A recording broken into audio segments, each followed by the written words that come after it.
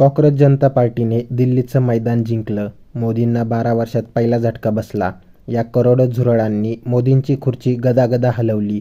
जंतर मंतरवरची ही गर्दी पाहून आज रात्रभर मोदींना झोप लागणार नाही. उद्धव ठाकरे मराठमोळ्या अभिजित दिपकेच्या मदतीला धावून आले. कॉक्रोच जनता पार्टीने दिल्ली कशी गाजवली, निखिल वागळेंनी A to Z माहिती सांगितली. एक गोष्ट स्पष्टपणे सांगू का? धर्मेंद्रचा नाही, नरेंद्रचा राजीनामा मागायला पाहिजे. मी असं का म्हणतोय ते सांगतो तुम्हाला. जेनझीने कॉक्रोच जनता पार्टी नावाने एक आंदोलन सुरू केलं. आम्ही 6 तारखेपर्यंत त्यांची वाट बघूत असं म्हटलं आणि 6 तारखेच्या धर्मेंद्र प्रधान यांचा राजीनामा व्हायला पाहिजे असं म्हटलं. 4 तारीख गेली, 5 तारीख गेली, आज आंदोलन झालं, आंदोलन संपलं, तरी सुद्धा धर्मेंद्र प्रधान यांचा राजीनामा आलेला नाही. एक गोष्ट समजून घ्या, टार्गेटच चुकतंय की काय असं मला वाटायला लागलेलं आहे. राजीनामा पहिल्यांदा नरेंद्र मोदींचा मागायला पाहिजे. तुम्ही परदेश दौऱ्यावरती कशाला गेले? निवडणुका असताना सुद्धा तुम्ही आमच्या इथं पेट्रोल डिझेलचे भाव नाही वाढवले आणि निवडणुका संपले पेट्रोल डिझेलचे भाव का म्हणून वाढवले? तुम्ही तिथं जाऊन मेलोडी कस काय दिली? तुम्ही नॉर्वेला कशासाठी गेलेले होते? PM केअर फंडचं नेमकं झालं काय? तिथं तुम्ही कोणत्या उद्योगपतीला वाचवलं? राफेलचं काय खरंय काय खोटंय? अगरवालचा विषय काय? हिंडनबर्गचा विषय काय? निकोबार आयलंडचा विषय काय? हे असं विचारून खरं आपण नरेंद्र मोदींचा राजीनामा मागायला पाहिजे. तेव्हा कुठे जाऊन धर्मेंद्र प्रधानचा राजीनामा होईल असं मला वाटतं. तुमचं या संदर्भात काय मत आहे खाली कमेंट बॉक्समध्ये नक्की सांगा. शेवटी मोदी सरकारला शहाणपण सुचलं, गृहमंत्री अमित शहाना शहाणपण सुचलं असं म्हणावं तर. याचं कारण अभिजित दिपकेना अटक करण्याचा गाढवपणा या सरकारने केला नाही. एका दृष्टीने मोदी सरकार तरुणांच्या रोषापुढे झुकलं, कारण त्यांनी 7 दिवस आधी परवानगी घेतलेली नसताना सुद्धा परवानगी दिली निदर्शनं करण्याची. मग निदर्शनं सुरू झाली. सुरू काय झालं आधी बघा. गर्दी नाही, कुठे गेले तरुण असे प्रश्न विचारायला सुरुवात झाली. आणि हे प्रश्न कोण विचारत होते? एक भाजपच्या IT सेलमधले लोक, भाजपचे समर्थक सोशल मीडियावर टाकायला सुरुवात केली की बघा जंतर मंतरला काही गर्दी नाहीये वगैरे वगैरे. 11 वाजल्यानंतर जंतर मंतरला प्रचंड गर्दी झाली, वस्तुस्थिती आहे. ट्विटरवर जाऊन पहा, इंस्टाग्रामवर जाऊन पहा, गर्दीची अनेक छायाचित्र तुम्हाला दिसते. त्याचं कारण असं की कालच मी ट्विटरवरून तुम्हाला सांगितलं होतं की हे आंदोलन दडपा असा आदेश, अनधिकृत आदेश हा सरकारकडून गोदी मीडियाला मिळाला होता. आंदोलनाला फारसं कव्हरेज देऊ नका, आंदोलनात गडबड झाली तर मात्र कव्हरेज द्या, असे आदेश होते, असे निर्देश होते. तुम्ही आज जर बघितलं असेल, आजच्या आंदोलनामध्ये एक तर प्रचंड गर्दी झाली. तुम्ही फोटो व्हिडिओ बघू शकता. आणि तुम्हाला पुन्हा एकदा सांगतो, गोदी मीडियावर विश्वास ठेवू नका. पण गोदी मीडियाने जरी दाखवलं नाही तरी गर्दी काही लपली नाहीये, लक्षात घ्या. गर्दी लपली नाही. आणि गर्दी झाल्यावर मग भाजपवाल्यांच्या, भारतीय जनता पक्षवाल्यांच्या पोटात दुखू लागलं. हे गद्दार कसे काय आले? हे अर्बन नक्षल कसे काय आले? म्हणून त्यांनी या आंदोलनावर काही हिंदुत्ववादी सोडले असं मला म्हणायचंय, अशी माझी शंका आहे. कारण व्हिडिओ तुम्ही पाहू शकता, काही हिंदुत्ववादी आले आणि ते म्हणाले आम्ही आलोय नजर ठेवायला, कोणी देशविरोधी घोषणा देत नाहीये ना. अरे हे हिंदुत्ववादीच मुळात देशाचे शत्रू आहेत, हे लक्षात ठेवा.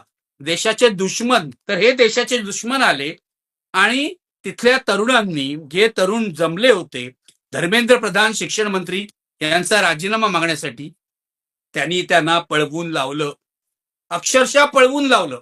म्हणजे हे आंदोलन जे आहे कॉक्रोच जनता पार्टीचं, ते मोडण्यासाठी लोक तिथे आले होते.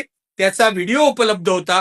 हे मी काल म्हटलं होतं, काही लोक गोंधळ घालण्याचा प्रयत्न करतील, हिंसा पसरवण्याचा प्रयत्न करतील. पण आज या तरुण मुलांनी हे काहीही घडू दिलं नाही. दिवसभर बाबासाहेबांनी सांगितलेल्या मार्गाचा वापर या तरुण मुलांनी केला. माझ्या मते आंदोलनाचं हे मोठं यश आहे. गर्दी तर जमलीच, गर्दीने जोरदार घोषणाही दिल्या, पण आंदोलनाचं सगळ्यात मोठं यश हे आहे की आंदोलन मोडण्यासाठी इथे धर्मांध लोक आले तरी तरुणांनी आपली माथी भडकू दिली नाहीत. आज दिवसभराच्या आंदोलनाने काय झालं? त्यांनी आपला राग सरकार विरोधी आहे हे स्पष्टपणे सांगितलं. शिक्षण मंत्र्यांचा राजीनामा मागितला.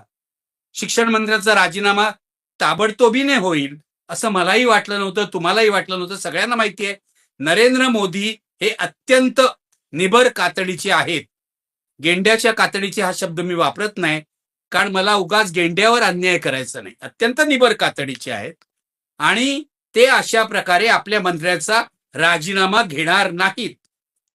आता आंदोलन संध्याकाळी संपवताना अभिजित दिपके यांनी सांगितलेलं आहे, आज संध्याकाळी 5 वाजेपर्यंत जर मंत्र्याचा राजीनामा मिळाला नाही तर आणखीन आम्ही तुम्हाला 7 दिवसांची मुदत देतो, नाहीतर 7 दिवसानंतर हे आंदोलन देशव्यापी होईल. देशातल्या प्रत्येक राज्यात हे आंदोलन केलं जाईल असं त्यांनी सांगितलेलं आहे. माझ्या मते हे स्वागतार्ह आहे. याचं कारण अनेक तरुणांनी आत्महत्या केलेल्या आहेत. अनेकांची नावं 7, 8, 10 तरुणांची नावं आत्महत्या केलेल्या तिथे वाचून दाखवण्यात आली. त्यावेळेला प्रचंड टाळ्यांचा कडकडाट झाला आणि चीड व्यक्त केली अनेकांनी. ही तरुण पिढी तुमच्यापेक्षा जास्त उच्च शिक्षित आहे. मोदी सरकारमधल्या मंत्र्यांपेक्षा आणि मोदींपेक्षा सुद्धा उच्च शिक्षित आहे. तिला स्वतःचा मार्ग शोधता येतो. ती सोशल मीडिया वापरणार, त्यांच्या हातामध्ये मोबाईल नावाचं शस्त्र आहे ते वापरणार आणि पुढे जाणार. या आंदोलनामध्ये जे लोक सामील झाले, शिवसेना उद्धव ठाकरेंची आणि मनसे यांनी सुद्धा पाठिंबा दिला. भाजप आणि काँग्रेस सोडून सगळे सामील होते. एका मराठी अँकरला तर या मुलांनी अशी सणसणीत उत्तर दिली की या अँकरची पळता भुई थोडी झाली. म्हणजे अंजना ओम काश्यपच्या आविर्भावात ही अँकर प्रश्न विचारत होती, तरुणांनी बरोबर तडाखे दिले हे लक्षात घ्या. तेव्हा कृपया गोदी मीडियाने लक्षात घ्या, तुमच्याविषयी चीड आहे तरुणांमध्ये, तुमच्या विषयी देशामध्ये चीड आहे. कारण गेली 12 वर्ष मोदी सरकारने ज्या गडबडी केल्या आहेत त्या गडबडी झाकायचं काम तुम्ही केलेलं आहे.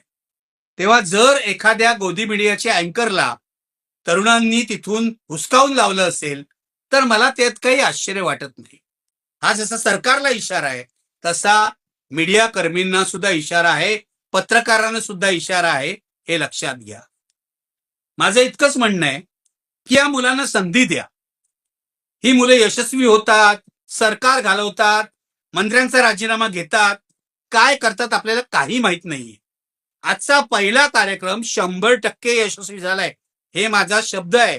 बघा तुम्ही फोटो आणि तुम्ही निर्णय घ्या. जंतर मंतरवर आजपर्यंत झालेली आंदोलनं ज्यांनी ज्यांनी पाहिली त्या तुलनेमध्ये हे आंदोलन यशस्वी होतं की नाही हे सांगा. माझ्या मते ते 100% यशस्वी होतं, उत्स्फूर्त होतं. आंदोलन मोडायचा प्रयत्न झाला तरी ते मोडलं गेलं नाही, हे त्याचं मोठं. मी तुम्हाला सांगतो, 12 वर्ष या देशाचं वाटोळं करणारं हे जे सरकार आहे, मोदींचं सरकार, हे गेलं पाहिजे. हे सरकार जायला पाहिजे. नालायक शिक्षण मंत्री जायला पाहिजेत आणि जे कोणी नादान आहेत, ज्यांनी जनतेची फसवणूक केली आहे, ते सगळे लोक जायला पाहिजेत.